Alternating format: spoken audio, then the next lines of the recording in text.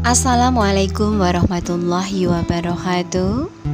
Gimana kabarnya hari ini anak-anak? Sehat semuanya? Pada pertemuan kali ini kita akan membahas mengenai materi gaya antar molekul. Gaya antar molekul atau dikatakan sebagai interaksi antar molekul dapat berupa gaya van der Waals dan ikatan hidrogen. Kita mulai dari gaya van der Waals. Di antaranya gaya dispersi, gaya dipol-dipol, dan gaya dipol-dipol terimbas. Sekarang kita coba membahas mengenai gaya dispersi atau dikatakan sebagai gaya London, yaitu gaya antar molekul pada senyawa nonpolar, di mana kekuatan gaya dispersi atau gaya London tergantung pada massa molekul relatifnya, yaitu semakin besar massa molekul relatif atau MR-nya, molekul semakin mudah mengalami polarisasi sehingga semakin kuat gaya Londonnya. Contoh pada senyawa metana dan propana. Perhatikan di situ, metana punya MR16 dan titik didihnya min 162 derajat Celcius. Sedangkan untuk propana MR-nya 44, titik didihnya min 42 derajat Celcius.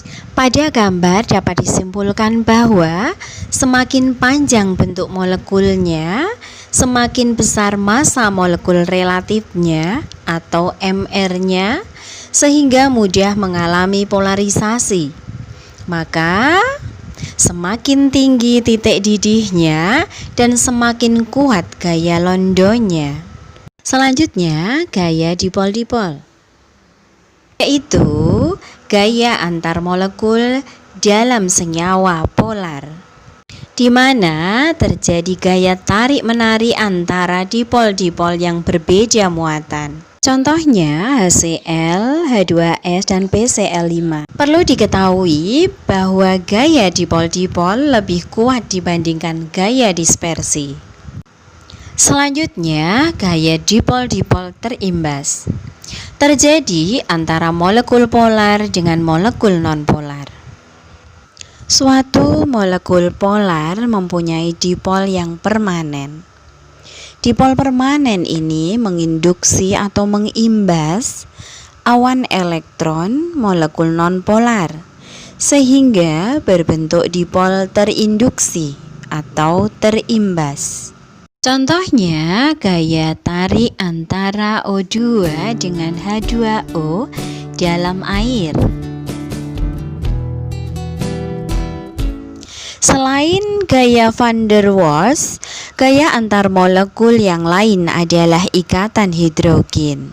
Ikatan hidrogen adalah ikatan antar molekul yang sangat polar, di mana menghubungkan antar atom hidrogen dari suatu molekul dengan atom elektronegatif pada molekul yang lain, seperti F fluor, O oksigen, atau N nitrogen.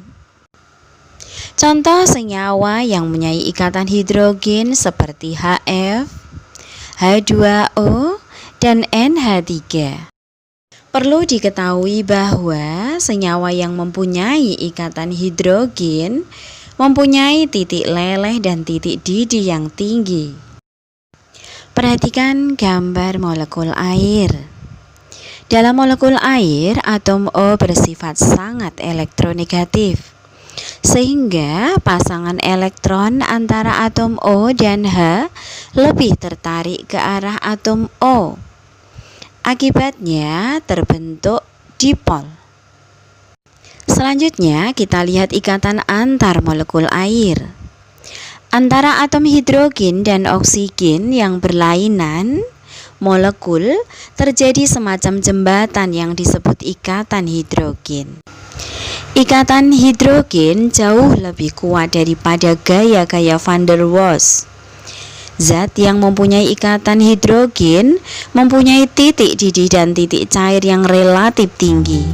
Karena untuk memutuskan ikatan hidrogen diperlukan energi yang besar.